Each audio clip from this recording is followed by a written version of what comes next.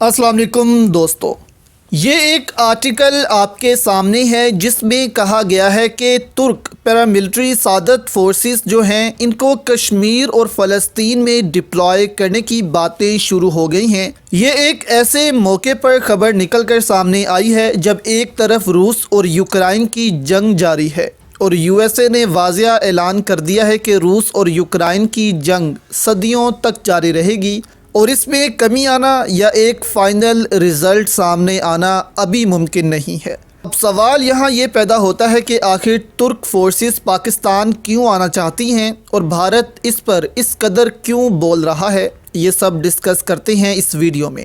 यहाँ आप अपनी राय भी दें दोस्तों कि क्या तुर्क फोर्सेस को कश्मीर में आना चाहिए या नहीं। अब देखें, ये खबर एक ऐसे मौका पर भी सामने आई है जब पाकिस्तान के प्राइम मिनिस्टर तुर्की के दौरे पर थे डिफेंस डील पूरी होने के सिलसिले में, और ऐसे मौका पर जब तुर्क सदर ने ख्वाहिश जाहिर की कि पाकिस्तान, तुर्की और अज़रबैजान का एक ट्राईलैटरल टाइज़ होना चाहिए, यानी ये तीन मुल्क एक दूसरे की दिफाई ज़रूरियात को पूरा करें और एक दूसरे से फ़ायदा उठाएं, ना कि किसी चौथे मुल्क को फ़ायदा दें। यानी कि अज़रबैजान जो जंगी त्यारे या शिप्स किसी चौथे मुल्क से ख़रीदता है वो पाकिस्तान और तुर्की से ले सकता है, और इसी तरह जो चीज़ें अज़रबैजान फ़रोख्त करता है हम किसी और से लेने की बजाय अज़रबैजान से लेते हैं। तो ये एक बहुत ज़बरदस्त बात की है तुर्क सदर ने। अब सादत की एक मीटिंग जारी थी जिसमें गुलाम नबी फ़ाय भी मौजूद थे। कश्मीरी बॉन्ड हैं ये। उन्होंने एक सवाल उठाया क्योंकि इस वक्त नेटो का भी प्रेशर है तुर्की पर कि वो यूक्रेन के मामले में उनको सपोर्ट फराहम करे। अब यहाँ उन्होंने सवाल उठाया कि नेटो और अमेरिका वगैरह मदद फराहम करते हैं, वॉलंटियर करते हैं अपने फ़ौजी और कंधे से कंधा मिलाकर लड़ते हैं, जिसको मैं अप्रिशिएट करता हूँ कि आप एक दूसरे के लिए लड़ते हैं, यानी आप एक मज़हब से हैं। यहाँ उन्होंने ये कहा कि क्या आप यही फ़ौजी, यानी कि नेटो और अमेरिका को उन्होंने मुखातिब करते हुए कहा कि क्या आप यही फ़ौजी कश्मीर और फ़लस्तीन की मदद के लिए वॉलंटियर करेंगे। उन्होंने कहा कि आप क्यों वो पेन फील नहीं करते जब बात कश्मीर और फ़लस्तीन की आती है। आप तुर्क फोर्सेस को चाहते हैं कि वो जंग लड़े एक इस्लामी मुल्क, लेकिन एक इस्लामी जंगें हमारे साथ लड़ने को आप तैयार नहीं।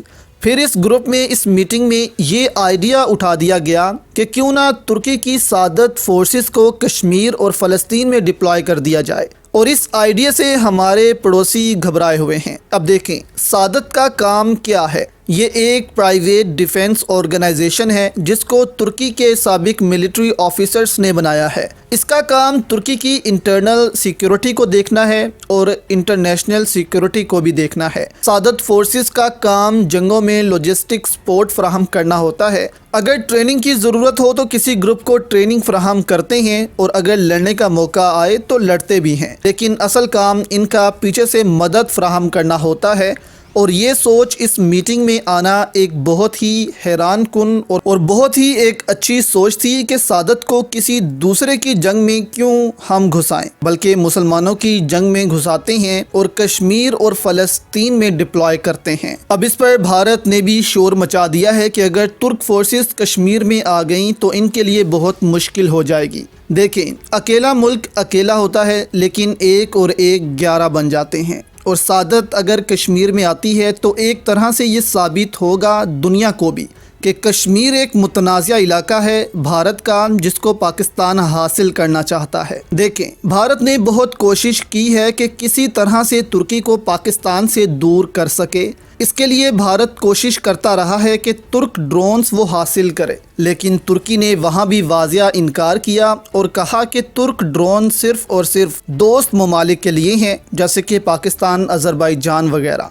तो यहाँ से भी साबित होता है कि तुर्की पैसों के लिए तो कम से कम दोनों साइड पर नहीं खेलता। जैसे अमेरिका खेलता है, भारत को भी हथियार फराहम करता है, पाकिस्तान को भी, और आखिर में फ़ायदा सिर्फ अमेरिका का होता है। दूसरी जानिब पाकिस्तान और तुर्की का ताउन बहुत ज़्यादा हद तक बढ़ चुका है। भारत अब इस ताउन को नुकसान पहुंचा भी नहीं सकता। पाकिस्तान और तुर्की मिलकर अब TF-X पर काम कर रहे हैं, जिसको 5th जनरेशन स्टेल्थ त्यारा कहा जाता है, जो कि पाकिस्तान और तुर्की की बहुत बड़ी कामयाबी होगी, जो 2030 में جب دنیا کے باقی ممالک اپنی ایئر فورس کے لیے 5th جنریشن طیارے خرید رہے ہوں گے تو اس وقت پاکستان اور ترکی اپنے جہاز تیار کر رہے ہوں گے اور اس کو اپنی ایئر فورس میں شامل کر رہے ہوں گے اور دوسرے ممالک کو فروخت بھی کر رہے ہوں گے۔ پاکستان اپنا الگ سے بھی 5th جنریشن طیارہ بنا رہا ہے، لیکن اس سے متعلق بھی ممکن ہے کہ اس کو بھی اب TF-X میں ہی ضم کر دیا گیا ہو اور اب دونوں ممالک ایک ہی طیارے پر ایک ہی ڈیزائن پر کام کر رہے ہوں، جو کہ 2030 میں اپنی سالانہ